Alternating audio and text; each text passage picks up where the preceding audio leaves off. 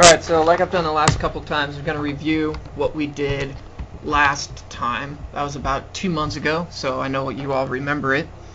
But last time we talked about our folder structure with the SDGE-DD distribution design folder. We also talked about the new power folder under CAD rather than putting those drawings under survey.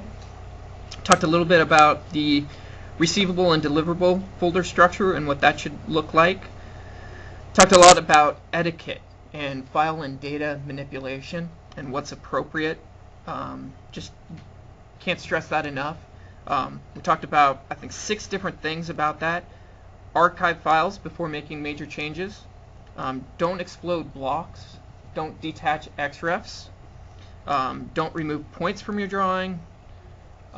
Those things should only be done by really the owner of the file. If you're coming in and working on a project for, to help somebody out, don't be making those radical changes to the file. Never hard set objects such as the color, line type, and line weight to objects. That should all be by layer. Naming conventions, stick to them, be it your files, your layers, your surfaces. Stick to our defined naming convention. The important thing was when we get files from consultants, does anybody remember the 5 things you're supposed to do to the file? Purge the reg apps. Purge reg apps? Open a template. You could put it into a template, although it's not necessary. Well, we'll have it save as. What was that, Paul? Nothing. So we got purge reg apps. How about purge all? Set by layer. Anybody remember that command from last time? The first thing you want to do is make sure all their objects are set to by layer so that you can manipulate them how we normally would. So that command is set by layer. It will change everything in the drawing to by layer. You also want to zoom extends and make sure that there's no floating line work or objects in your file, and then to audit the file too. The most important thing, if you remember 1 out of 5, remember purge reg apps.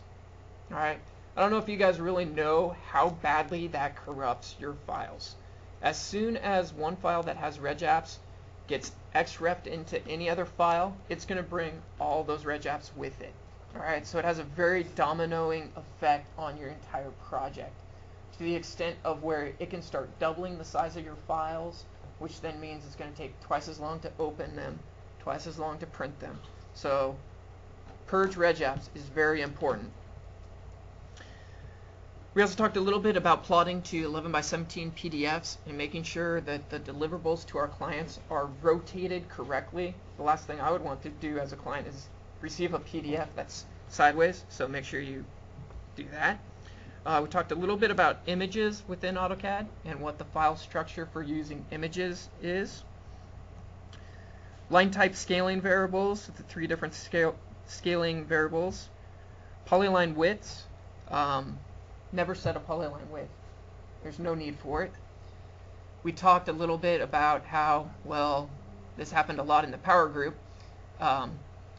Doug would want the trench to plot thicker, and well, we don't really have a color that's appropriate for doing that. So what we would typically do here is we'd set the polyline to a certain width.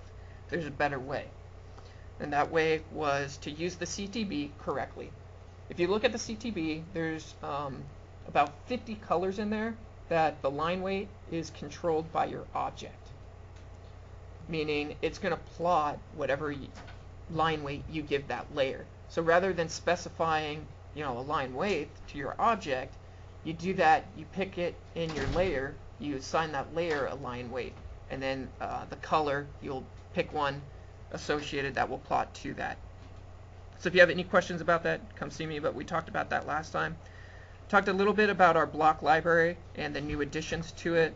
We have new storm drain head walls, revised electrical vaults, and we also have jack and bore vaults now. I demonstrated the SDGE distribution design template for those that were applicable to that, both the profile, AutoCAD profile, the template file overhaul, and the new tool palette window. That was basically what we talked about. So on to this week. There's a lot. We'll try to get through it. If you have questions, please interrupt. First thing I want to cover is volume surfaces. Volume surfaces should always be in a standalone file. The file should be completely separate from everything else that you're doing. Call it volume, blah, blah, blah. So always in a standalone file. It should never reside in the PRTO, PRTO-C3, or any other such file. It needs to be in its own standalone file.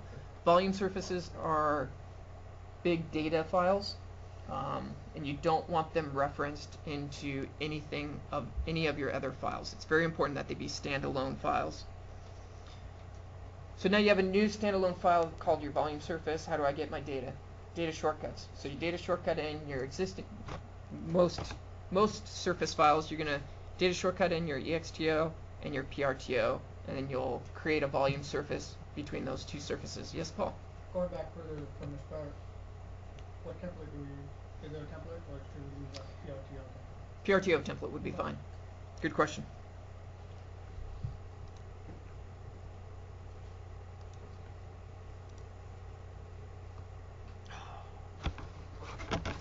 Using a new laptop this week, so things aren't configured quite correctly.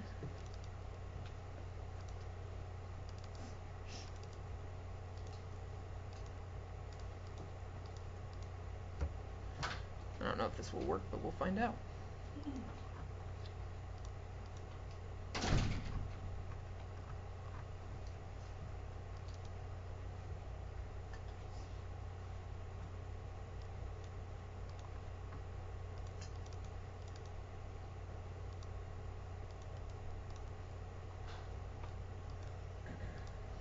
All right. A couple enhancements to the template.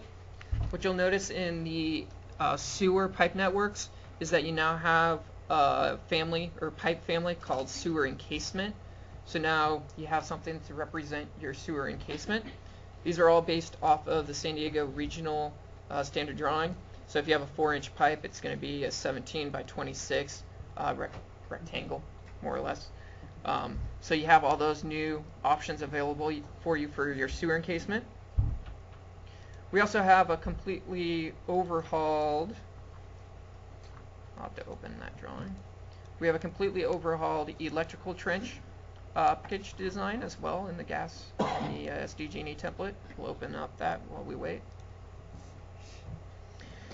Previously, the electrical package had about, 100 different options and sizes. Now you have a limited selection, and they're all going to be based off of your typical package spacers and sizing. So you won't have to choose between 100 different sizes. You still have those options in, I think, your telecom. We still need that many options, but for the electrical, we've narrowed it down to be more appropriate.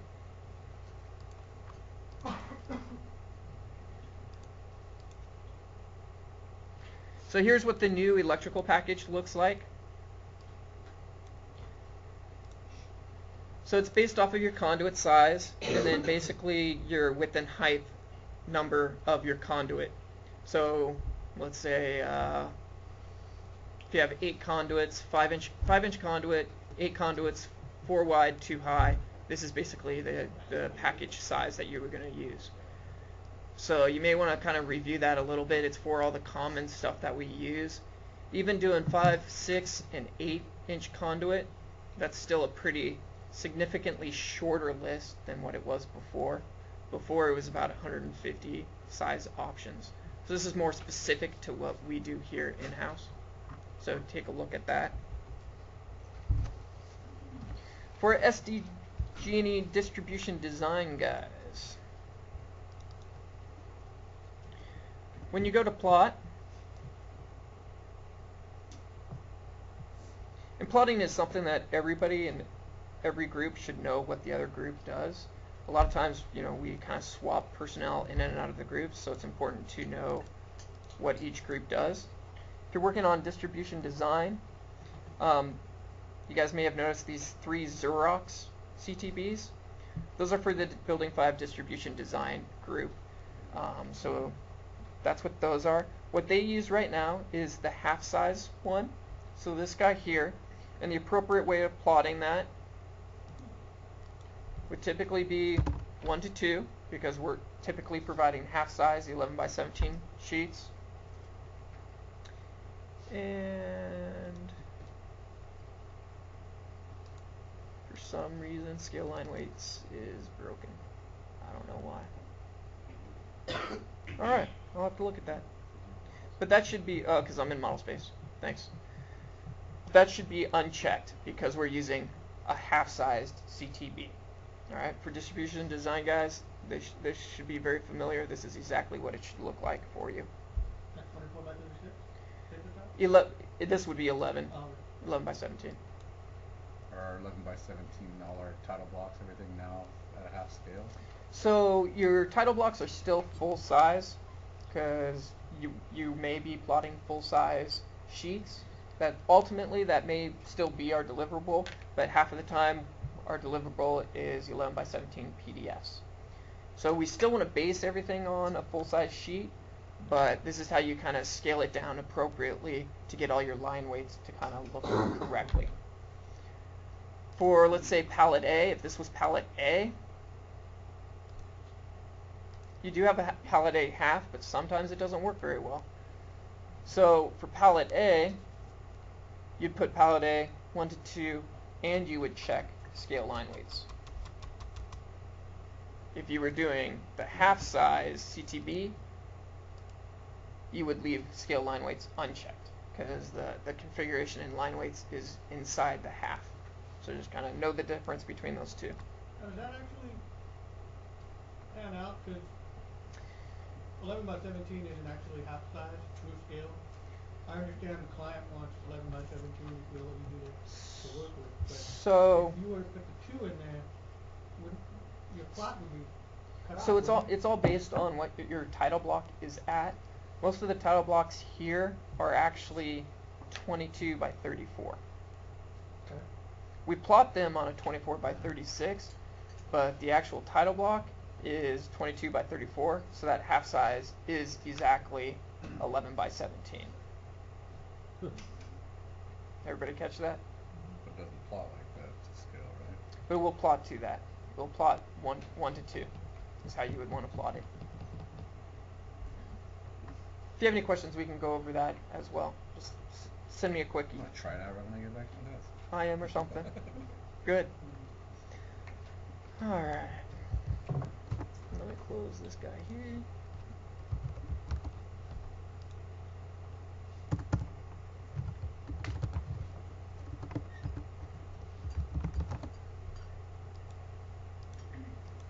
Good, nice and big. Everybody can see that. All right, dimensions. A couple cool things that you can do with dimensions. One command that I wanted to kind of bring to, if you click on the Annotate tab, or in the ribbon, a lot of times when you click on objects, this ribbon will automatically update. This one doesn't seem to be. This is a new computer, so I don't know what's going on. But under the Annotate and under the Dimension icon here, you've got a lot of these little icons. Does anybody actually use these? Does anybody know what they are? All right, Robert does. I think he was the one that kind of brought this to my attention. But this first one is DIMBREAK, which is a cool little feature here. We'll select the object. Oops.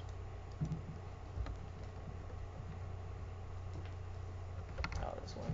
Let's draw a conflicting line.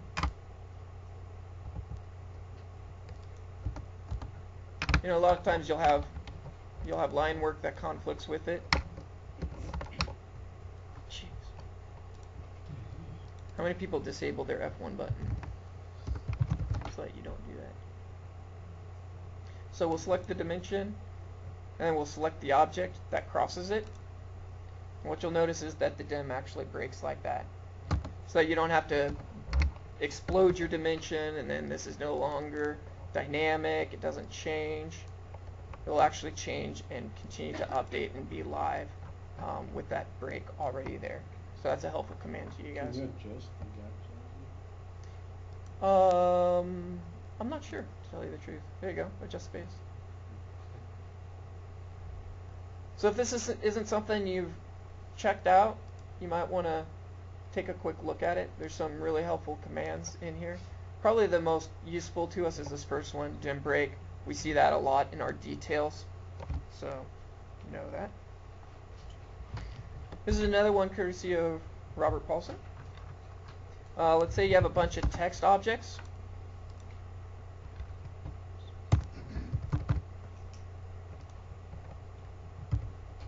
So you have multiple text objects, and your project manager decides, hey, we're going to change the scale of your drawing. Let's scale all this text down. Sometimes there's not really a good way to do that, because let's say you need it to actually,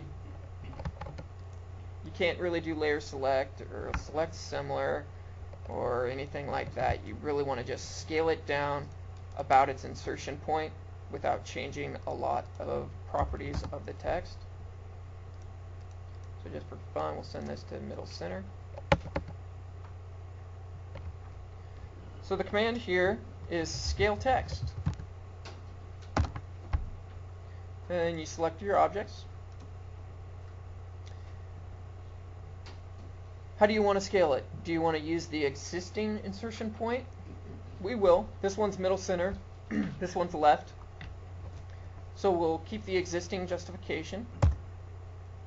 And then specify new model height. You can do by paper, by match object, or scale factor. Typically we'd want to maybe do scale factor. Now let's make it half as big. So what that does is it actually scales each text object around the insertion point that we specified. So this was middle center, this was left.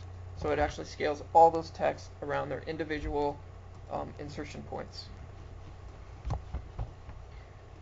For those of you using pipe networks, has anybody run across some rule errors? Anybody see that? Rule errors? Or you get a VBA box that just continually pops up and you can't get rid of it. In case you do get those errors, this is how you fix it. Pipes, utilities, convert VBA pipe and structural rules to .NET. So if you're ever working with pipe networks and you all of a sudden get a bunch of windows that pop up at you and you can't close them, you can't seem to close them, it's because your rules are still in the VBA software code. So all you have to do is click this button and magically all your rules will be converted to .NET programming language, and you won't have any of those errors.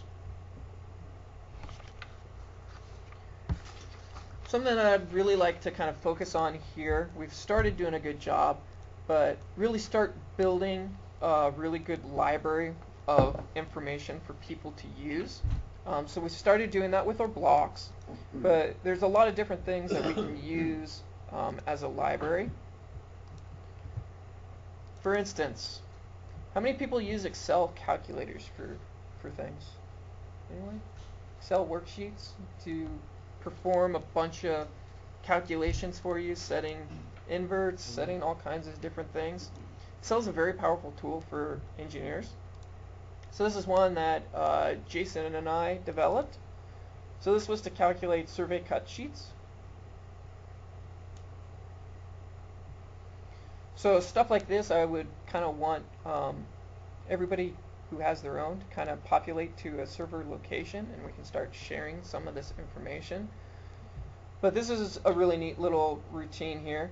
So you can input, these were our hold elevations. So we knew this station, and we knew this station, and we had an elevation at that station and an elevation at that station. And then what this was to do was to create a survey cut sheet at every even station. Let me see here. Yeah, so this guy here. So typically when we go out, we'll stake every 25 foot. So this will, every 25 foot, give you the elevation, assuming that this is a straight grade. So it generates all your station and elevation callouts based on those 4 input values.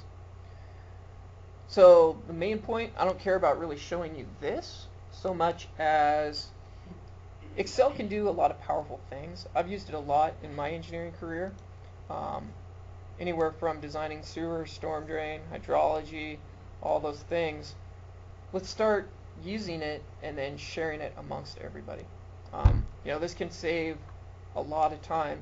Let's say this straight grade was several hundred feet. The last thing you want is to have your surveyors punch in that many numbers to get stations and elevations at every increment. Wouldn't it be a lot nicer if you just had to verify 4 numbers were typed correctly rather than having to hand calc all these elevations? You'd take 25 feet times the grade, come up with the elevation, add it to the previous one. So if we come up with some Excel calculators, it eliminates a lot of error in both our design and our survey work. I'd like to add to that. As far as design, Civil 3D is a good, you know how powerful it is. I just want to remind you guys that don't completely accept what it gives you. Check your work.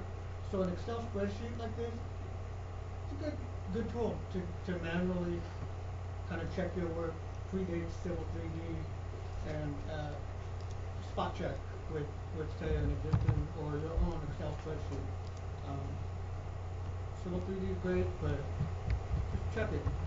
Check it every now and then during the design process that you got the correct top of curve elevation or storm drain inverter.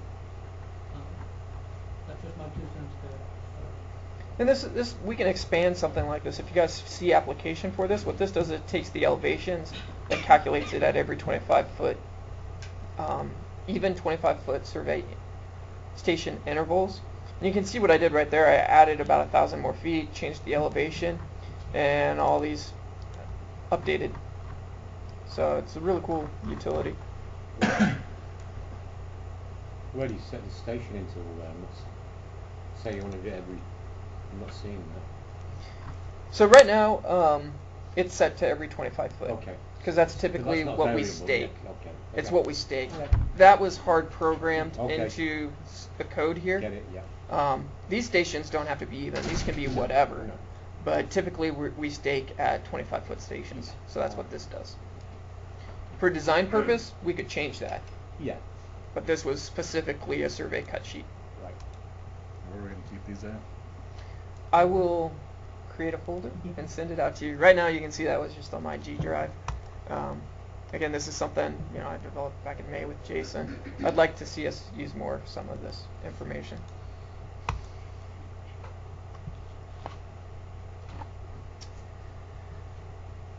Layer management inside XREFs. This is a big deal with Civil 3D.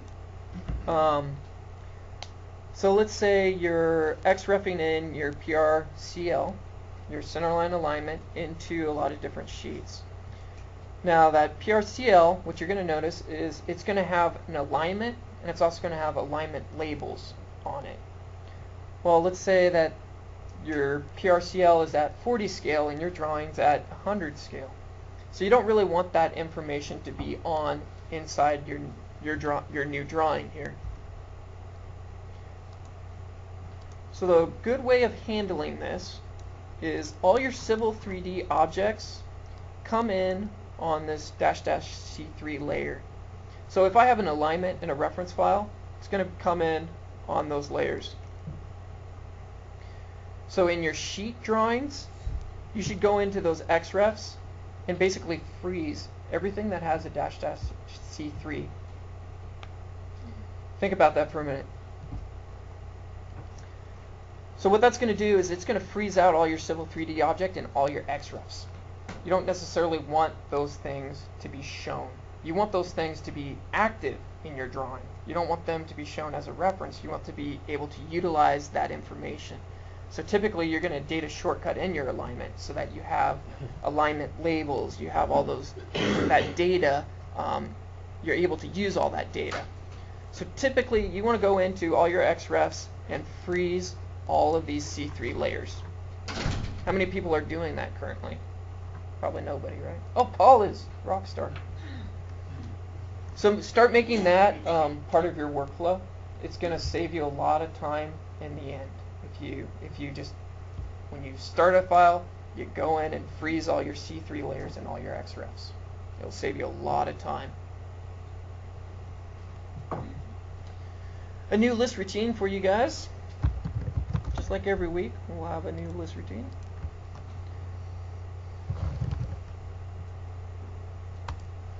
So I'm going to do something that no one should ever do.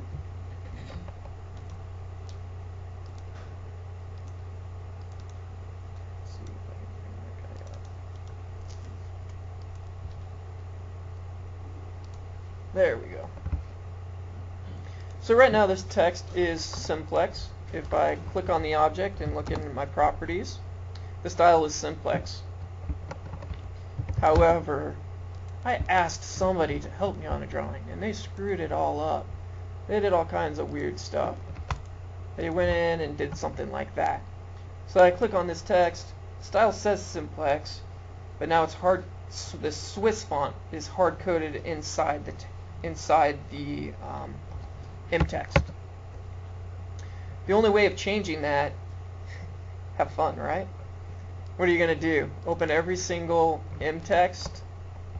Let's say you have hundreds of these in your drawing sheet, right? Which is pretty typical. And somebody changed them all. So you'd have to come in here, click each one, come back, scroll up, find, oh yeah, simplex, there it is. So if you had hundreds of these callouts, that would be quite time consuming. There's a better way. Match? Rick says match properties. Okay,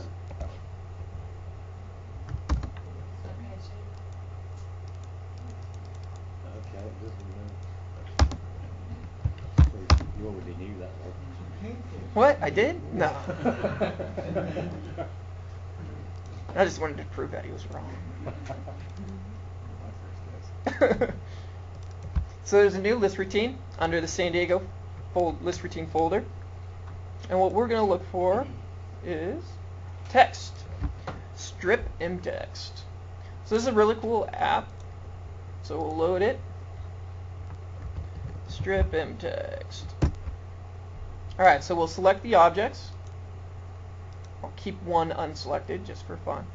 So those are going to be my objects. It's going to pop up this box here.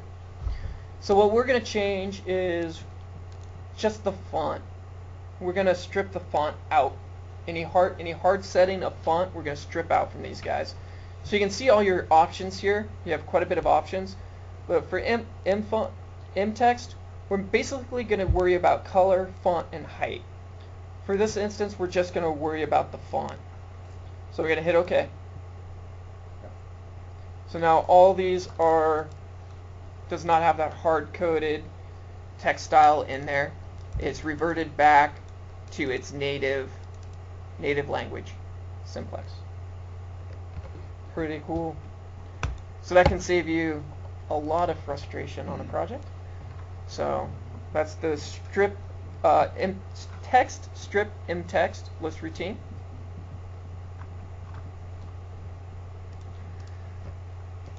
The next thing I'm going to show you only applies to, like, I don't know, 2 people in this room.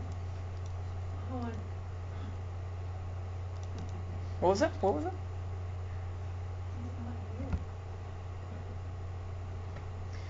So we now have a new hydrology and hydraulics template.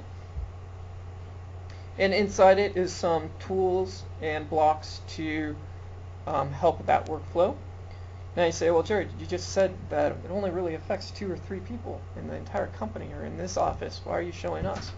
Just like everything, I think it has great application outside of each group. There's certain things that you might see here that go, you know what, if we could modify that just a little bit, that could save me a lot of time doing a lot of different things that I do. That's why I show everything to you guys, even though you're not a part of the group.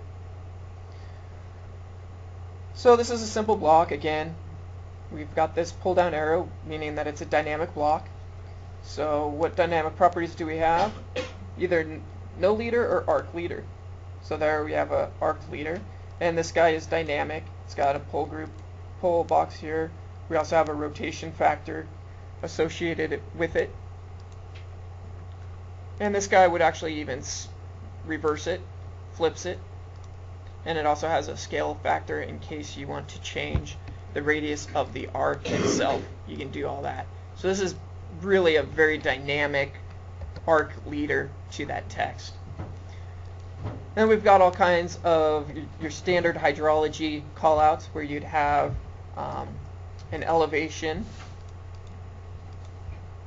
So let's say it was a node, an FG, a node FG invert. Let's say we need that line to be a little bit longer. We can do that. Again, the node, that's a dynamic property, so we can move that around. And this is all within a block, so you just have to click it once to copy it and move it and rotate it and do all that kind of fun stuff. Is that annotative smart? It isn't, just because I don't like annotative blocks, to tell you the truth. It would be a lot easier. Hopefully you know your scale before you start developing this. We could look at doing annotative. Annotative gets complicated because of your text callout behind it. Things don't really behave very well. We can investigate it, but for the most part, I prefer not to work in annotative scaling on text. So is it smart though to the surface and the data? These are not. These are just simple blocks. Unfortunately, you can't have a surface label inside a block, for better or for worse, in this version of AutoCAD. Let me put it that way. So you have some station, elevation, and rim callouts, right, left, all that good stuff, dynamic blocks. Everybody loves them, right? Blue turns out hard to see, but this you have all your different storm duration and peak flows. So let's say you have a Q25 and a Q10, and then these are attributes. So there are your attributes. You can also, like any attribute, you can hold down Control and double click and just change it right away without going to that dialog box and figuring out which is which. Control double click works very well with block attributes, if you guys are not aware of that. Can be quite a time saver in my opinion. I was going to show you the tool palette. So we'll just load it real quick if I can find it. Again, I apologize, I'm using a new laptop, so it's not really configured all that well.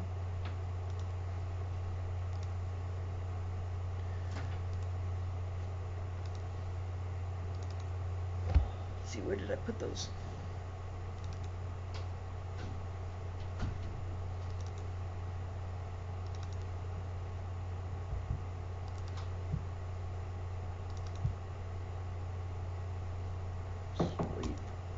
Never thought that would work out so smoothly.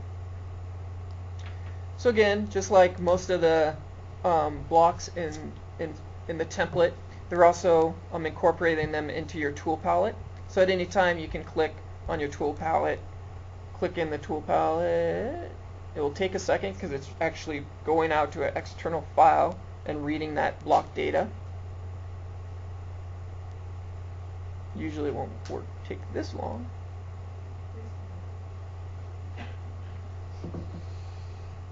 I will be pushing out an update to speed up this process. There's a little bit of code that can be tweaked. So there's our block. So that's cool. But the cool thing with this hydrology that I wanted to show you is there's a list routine associated with it.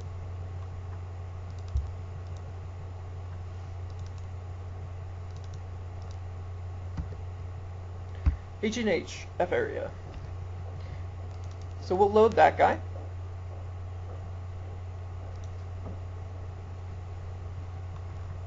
And we'll go over here. Oh, that one's already done. We'll delete it because that's not very fun.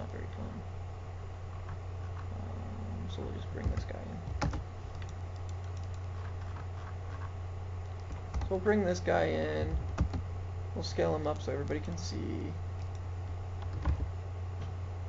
Not that much. So there's our block, right? So that list routine that we just loaded, I'm going to click on this button here, and it's going to configure that list routine to do a whole bunch of different things, but just know that you just click on it and it will configure it for you. So we'll click it, it configured the list routine, and then we type F area, select a polyline, so this is my area that I'm interested in, and then I'm going to select an arbitrary text or attribute. I'm going to pick this guy because I know that's what I want to do. So 0.48 acres is what the area of this polyline is. Since we work in an industry where nothing ever changes, there'd never be a need to recalculate that value, right? Yeah, right. Areas change all the time. Boundaries change all the time. Wouldn't it be really nice if we never had to calculate that number ever again? So let's say my polyline changed. We'll just do a regen. That value automatically updates. So what that actually is, that's actually not a block attribute. It's actually a field that the list routine ties to this polyline. So as long as you don't delete this polyline, that value is always going to update anytime you do a regen. Cool, huh? So obviously, Are you able to break it and redraw, say, another limb of that? so let's say we do something like this. We'll find out. So we have just drastically changed this polyline. Let's say, you know, we do something crazy. Right? I'm going to match properties just because I like the style. And then I'm going to join it, right?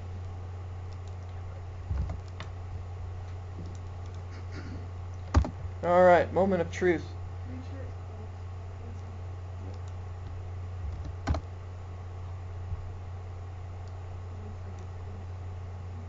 It's always good to check. So when I regen, I expect this number to change. It does. It's actually tied to the object handle ID of the object. So as long as you don't actually delete the object, you're fine. However, what you do need to know, when you join your polyline back together, make sure that this is your source polyline. It's the one that you click first. Otherwise, it would take this polyline and add this one to it. We want to make sure that this one is the polyline we add to. Does that make sense? Sure. Meaning no. You get the ooh ah on this one. All right. So obviously this has wide reach into our field. Anytime you're looking for an area, you may want to utilize something like this, where you have a simple field or a block attribute, and then you can use this list routine to get whatever area you're after. This number can be configured in 20,000 different ways. That's what this button did, was it actually configured all the settings inside the list routine. But inside that list routine, we can configure it to do whatever you want. Square feet, square meters, whatever you want.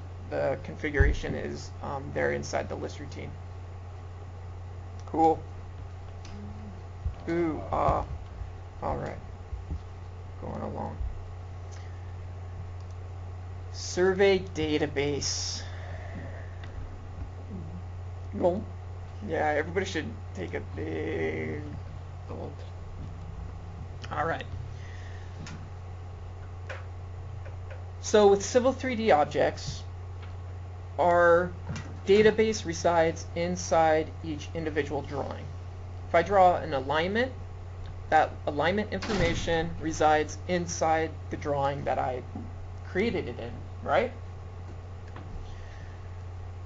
Back in 2009, Land Desktop, where was that data? If you drew an alignment inside a file, where did the data get stored? In a database. Civil 3D came out and they changed that, or they started to change that. You no longer had this external database. All your intelligent data was stored inside your files. Well, the one thing that Autodesk, well, not the one thing, One of the things Autodesk forgot about was survey components of the software, mainly points. So all of our data, all of our civil data resides in the drawing, and then we have this data shortcut. We have this data shortcut database, right? And if you notice, you have surfaces, alignments, pipe networks. What about points? If our data is going to reside inside the drawing and we need to share our points between drawings, how do we do that? There doesn't seem to be a way to do that. There is. It's called a survey database. So under your survey tab here, you'll see these four categories here. Survey database. Currently, I don't have one. Right? So this is your settings. You never really have to go to these tabs, but I just want to show you what they all are.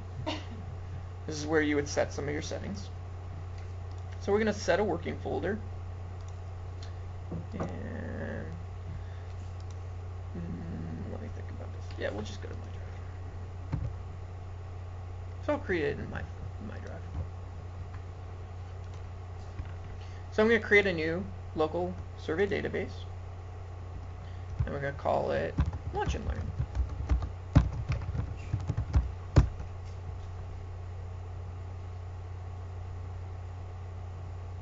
Alright, so now we have a survey database.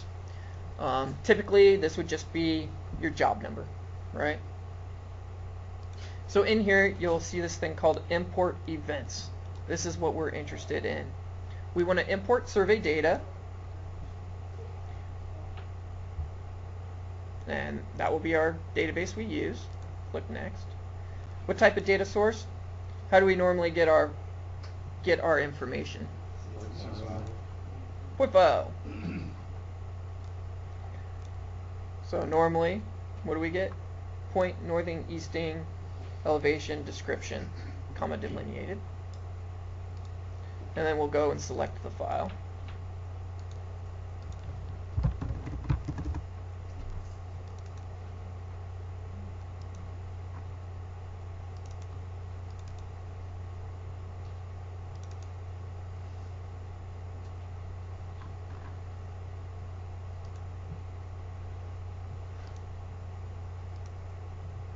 I'm just going to bring in this one. Why not? Alright, so it gives you a little preview here. So point number, northing, easting, elevation, raw description. We'll hit yes, next, next. This is import options. We can do a bunch of different things to this line work. We can actually have it. I don't know if I want to cover this yet or not. What? I think we will. Alright. So depending on how our surveyors shoot the points, they can do something that's called stringing. What it basically does is it will allow you then to draw the line work between the points. Typically when you got points from the field, you'd import your points, then you'd spend the next day or two, depending on the size of the project, drawing a polyline from node to node to node to represent your curved face, your back of curb, your gutter, your buildings, all that stuff. It would require this tremendous amount of time drafting over these point nodes. As long as our surveyors shoot it correctly, we can string it all together, and AutoCAD will automatically generate that connecting line work. That connecting line work is called a survey figure. So this is kind of stuff that dictates what layers all that stuff gets put on, any line type, all that stuff. So I'm going to change this a little bit. I'm going to tell it yes, process line work, and I'm going to insert survey figure objects. So I'm going to hit finish. And what you'll notice is now we have this CSV file in our import events. At any point in time, I can go to this survey tab, right click on my import event, and I can insert it into my drawing. So this is basically data shortcuts. for points. So now we have these points inserted into my drawing. And I can share that information amongst all my drawing files. And you'll notice they come in so that you can't change the data behind them. You would not want to be able to change this data because that data resides in the CSV and in our survey database. We don't want to be able to manipulate it in individual drawings. Just like a data shortcut, you can't change your alignment on the data shortcut. You have to go to your source drawing. Yes, Amy? It didn't draw your figures. I don't know if this one even had, Oh, I think it does actually, because water paint mark 32. Probably because I'm in the hydrology template, it may not behave very well.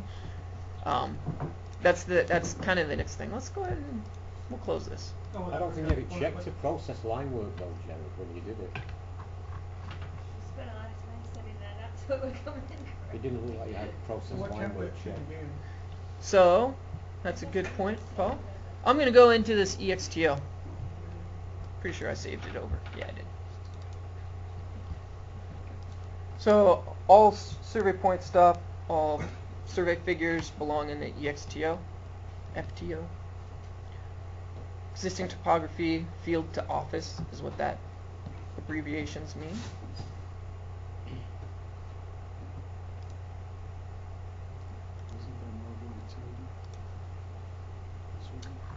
They will be in the, I'm just going to go in here and verify something. Something that's new is this whole survey figures. What you'll notice is you have all these figure styles in your drawing now. These previously were not in part of the template. So anytime the surveyors did string things, everything would come in on 0 layer and you wouldn't really be able to manipulate things. It wasn't displaying right. You'd see a lot of white in your drawings, right, on all these survey figures. That has now been taken care of for you as long as you have the new template.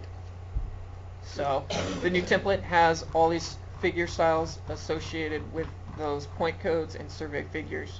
So hopefully they come in correctly. We'll process line work just to be sure. Should be fine. I do want to check this though. Like I said, I don't know if this computer's gotten the latest updates. I don't think it has.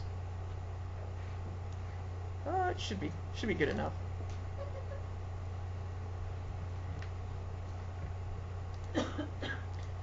Alright, so we will insert into drawing.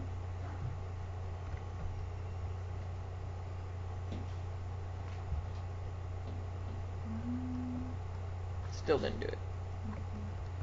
I'm not sure why. I obviously did not test this file. So I'm not quite sure why it may not be working, but it should be. Like I said, this is a new computer, so I'm not quite sure of all the settings. I haven't run the update on this one or anything. But the main point of this wasn't really to get into survey figures. It was to talk about the survey database and how we manage our points between drawing to drawing. And it's done via this database. So anytime you get field information in, it's very important that you add it to the survey database. Not necessarily to any drawing. Add it to the survey database first. That's your first step. Then from your survey database, you can insert it into whatever drawing you want to populate that information into. Probably went over my head. Do you need to open up a drawing to insert it into a survey database? No. Okay. Well, you have to have AutoCAD open, Yeah. but it does not reside in the drawing. It goes to a separate database. That's right. You have to have a drawing open. You have to have AutoCAD open, so you have to have a drawing Okay. open. It doesn't have to be related to your project or anything. It could just be AutoCAD open. Yeah, Amy. Once you create a survey database within a project folder, when you create new files or you open a different master file, say, will you be able to access the same database then? Is it automatically? So like if you're creating the EXTO. yep, I know what you're talking about. You open the EXT, is it there? Yeah, so it has to do with the working folder. You guys have been a little spoiled, to tell you the truth. Oh, what? And it was none of my doing. I can't even take credit for it. The one use that NV5's CAD Data Manager takes care of for you. That's the program that's actually spoiling you quite a bit. Anytime you open a project using the NV5 CAD Manager, it sets your working folder for you, which is a tremendous benefit. You guys don't know how lucky you are to have that. My last company, let's just say things got a little messy, because what you have is, let's say you jump between 2 or 3 projects and you start creating data shortcuts. Well, unless you're verifying this path, you could be adding your alignments, your surfaces to a different project. Think about what that would look like here, since we name all of our surface E1 or EXTO or EG. You'd have identical surface names thrown in all your projects. It would be the biggest headache ever. So fortunately, with the CAD Data Manager, when you use it to open a project, it actually sets this working path for you. I don't know if it does the same thing with Survey Database. I need to test that. I'm not sure. We can find out. I believe it does. I haven't had. I think it does as well. I'm pretty sure it does. But you get in the practice of verifying that stuff. That's a pretty important thing to make sure that you're doing, that you're in the right database, whether it be your data shortcuts or your survey database. So it's good to verify that. I noticed sometimes people will name different databases by the different file they're importing. So that's you have a whole bunch, and then you're like, how do you know which one to open? So that's something that still is being kind of worked out a little bit in terms of what structure do we want on these survey databases. My personal preference is we would have 3 survey databases for each job. One for survey work, topo stuff, maybe one for construction staking, and one for as-built, just so we don't have overlapping information on those 3 things. That's typically low point ranges. Correct, but No.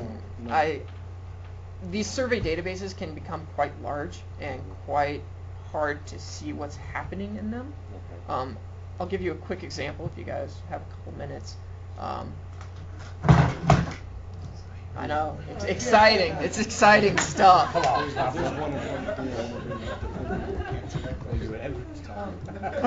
out of here. Oh, come on, it's not that bad. Kind of to get what Amy was, I think what Amy was talking about is when you have a lot of points and they're named by date and then somebody's initials. Similar to when you bring that in, I think I don't know that too many people use it enough, but there's always a description when you have a surface or a point or something like that.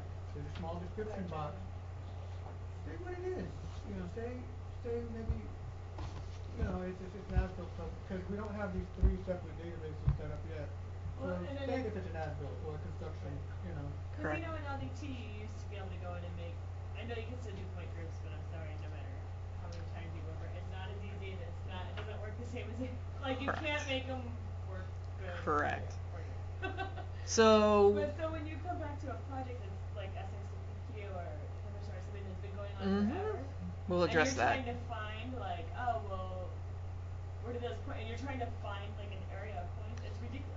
So that's why I say three different databases, even though not all 3 may come into play. It's a framework for organization, and we'll touch on that in a minute. But I've been wanting to contribute something.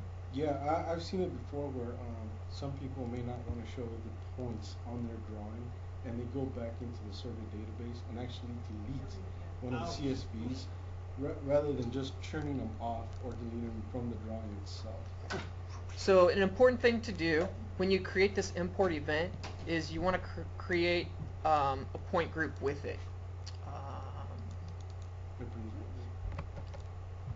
So it creates a point group with the same name as the file, and when you bring it into your drawing, you'll notice that it brings the point group as well.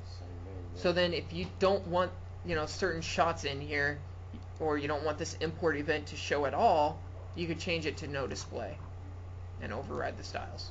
Will it automatically put them in those other places? Oh, it does, yeah, every time you import a Yeah, point, So- only in the it all leaves it there. points. So these point, yeah, the all points will have every point that's in your drawing.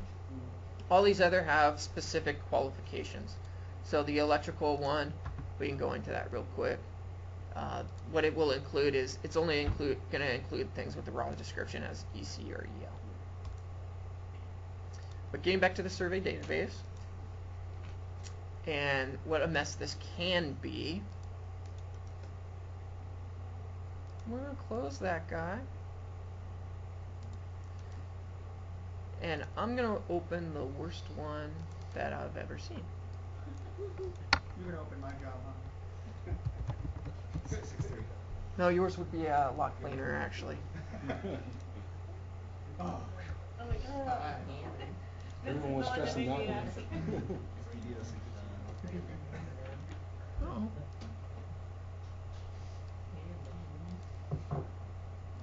Got set it to the cat folder.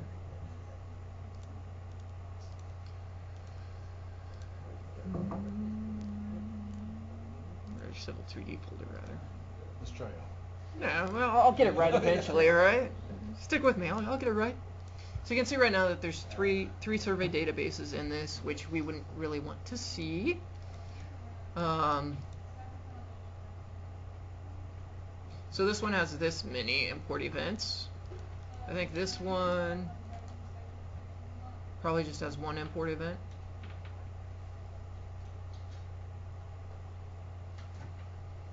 So this has a bunch, right? Wow, how do we even keep track of all this, right? Jam. So if we look at our CSVs, look how many CSVs we have. So if I want to verify that I have all the survey data for this job in my file, how do I do that? I would have to Import all those again. I would have to compare the CSVs to the import events in my survey database and go one by hand like this, make sure that's there, right? Wow. It took about 2 days. Alright, so now I know that my survey database has all my CSVs. Now I've got to compare this list to what's in my drawing. Sounds about 4 days worth of work, right? Guess what? There's a better way. Right? I was wondering what this was. Where this is all coming from. You're supposed to answer, not the question. So this isn't going to fix all of our survey database issues, but it's going to improve our workflow for our survey database. I know. So there's this wonderful batch file that hopefully you will see populated in all of your survey field data folders. If it's not, let me know and I can populate it there. But I did run a batch file to populate it to every job on the server. So hopefully you will see this batch file. What this batch file does is it's going to combine all the CSV files in this folder, and it's going to create one CSV for it. It's going to be all points current, and then it's going to be the date at which you run this. That way, all you have to do, if you want to see all the points associated with your project, make sure you're not missing any markout data or anything like that, you can just import this one file into your survey database and import that one import event into your drawing. And you'll know that you have every single CSV, every single survey shot that was shot for your job. That didn't entirely work. There's a couple caveats. When you run this batch file, it's only going to do it to the folder that you're in. Alright, so this one right now is just going to combine all the CSVs in this field data. Doesn't help if we have a folder in here called Site 1 and we have CSVs here. Okay. It's not going to see these. Now we could copy that batch file into here and run it for these 4 jobs, for 4 files. The other thing you need to know, when it creates this all points folder or CSV file, you have to go to the very last line of the file and delete. There's this little arrow icon that gets inserted. So you have to open it and delete that one. Otherwise it won't import. Correct. Right, okay. So keep that in mind. Yeah, okay.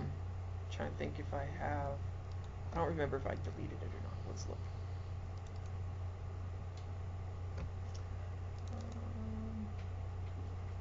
Yeah, I didn't, but we can do something real quick for the sake of argument.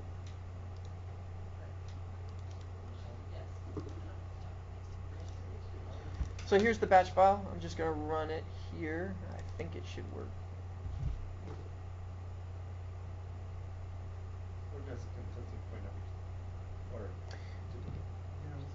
So it will. That's the problem. It doesn't know what to do. So it will have them duplicated in your CSV file. Oh, okay. Hopefully, our surveyors will no longer have duplicate point numbers.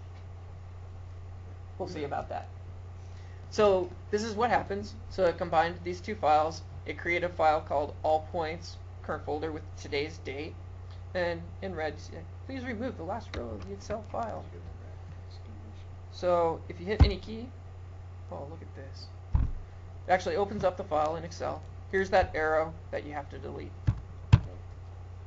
Then hit save. And so if there's duplicates, it'll just have all the duplicates. There will be duplicates here. So you may want to kind of look at this data. No, that is a good idea. It's always a good idea to look at data. No, seeing the duplicates is a very good idea. So something else you can do is you can sort this data by point number. That's what I would do. I would sort it by column A and then just kind of scroll through and make sure you don't have point A. Unfortunately, my ideas and innovation kind of got stalled at this point, just because CSVs can't contain Excel macros, and Excel macros are the magic behind Excel that lets you do a lot of cool things. But in a CSV, you can't have macros, so I can't do anything to this data, unfortunately. We'll see how this goes, step one. And if step one works really well for us as a company, then we can investigate further. It would be possible to combine it, convert it to a Excel, run some routines, and then back it out into CSV. And it would spit you out like any duplicates, like a single file. So that there are macros we can write to kind of point to the duplicates. But I'm not going to spend the time until we embrace step one. I think your sorting idea is just fine. Yeah, except for When you have when you have a million. a million points. You don't want to scroll through a million lines of points. I see. So. I think you could pretty easily, you can really easily in Excel just find duplicate. So It you was just a save simple it as function. The functionality is pretty simple for you guys to do. That's why I haven't worried about it.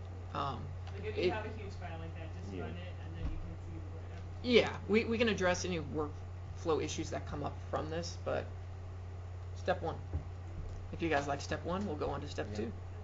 Yeah. But so that's kind of the survey database. Make sure you guys use it. All your point data should reside in your survey database, not in your drawings. From your survey database, it can reside in drawings. Yes, Amy? No. What happens like in the same project folder if, so I'm working on creating EXT, like we just started a project. I set the EXTO, I create a survey database called Amy. And I bring in, Yeah, called the project number, yeah. Someone else is working in the same project folder setting up, the EXUT, and they create one called Gary. And we have all the same points. How does that affect, if it's setting that as the workspace, is there then duplicate points essentially? So hopefully when you come into a project, this is going to be, your working folder is going to be set for you to your job, right? So if somebody else creates one here, it will populate for you. So You'll see his. See the two databases. Yeah, you'll see. That's what I mean. So there'll be two. You'll see multiple databases being populated here, and then you can go, oh boy, I should check with the other person working on this project. Like could it, next step, I don't know how hard it is to set up the databases without the points. The old softwares would let You you do just that. set up the three databases you're talking about, so when you open a project file, they're We there could empty? we could look at that. Moving forward, I could do that. I can't do anything retroactively with that, but any new project, I could pre-populate a survey database. You know what I mean? So there's like the staking, Yeah. as-built. So if anyone who opens a file, they don't have to create the database. There's no duplicate. We could definitely do that. I like that idea. I like it. Yeah. I see a lot of value to that. I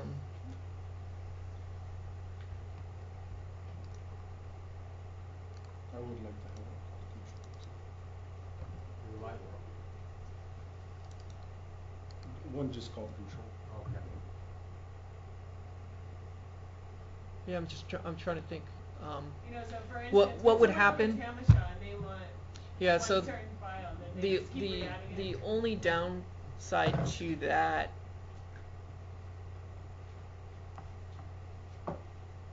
I could do that. I think the way I would populate it is with the job number and then dash topo and markout would be the name of your survey database. Right. Yeah, I could definitely pre-populate that. I think.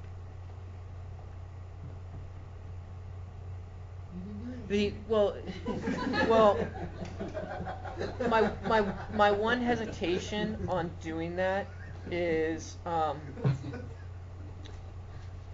when you guys, and this is something that I actually need to kind of emphasize, when you guys start a job, you need to check some of your settings, your project settings, such as what coordinate zone you're working in.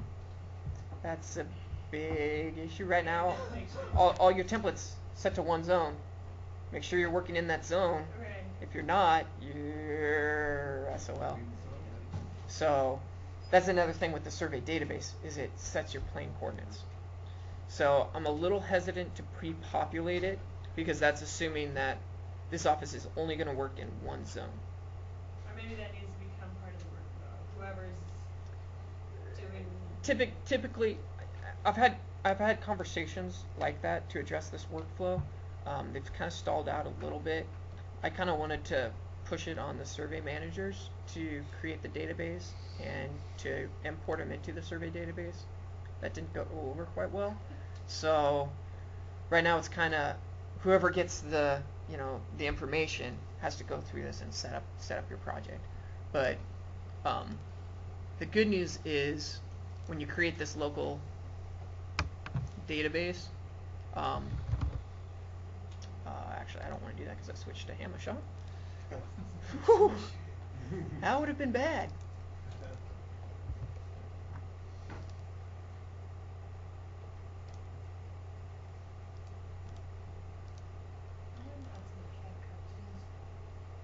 Fun stuff.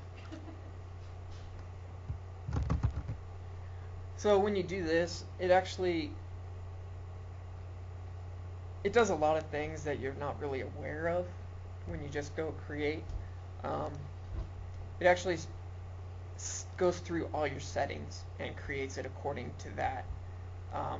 Since this computer has not seen my updates, I can almost guarantee you we created it incorrectly. So that stuff looks decent. Oops.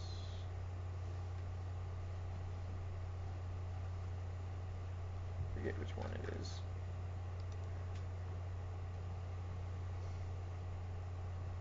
Forget where that file. Oh, here it is. Right now this computer didn't see my updates, so it's still pathed to the C drive, and it doesn't have a database setting of USB. So that's a big one there. I think that's really the only step. So we could pre-populate it. I like the idea, so I'll investigate that. I think it's a good idea. Jarrod? Yeah. When you show the example of importing the points of data base, and you said to import the survey figures, Mm-hmm. are you going to be able to do that, or simply? I'm still working on it a little bit. As you saw, it's actually quite a bit of work. I think it has to do with the settings, if you go into settings, and then So the first thing is these settings reside in two separate places. That's why it's not just this easy fix. All these figure styles have to be set. So what that does is it sets basically the layer for your figure line. So that's going to be your AC dike. And then those settings also reside in your survey database under your figure prefix database.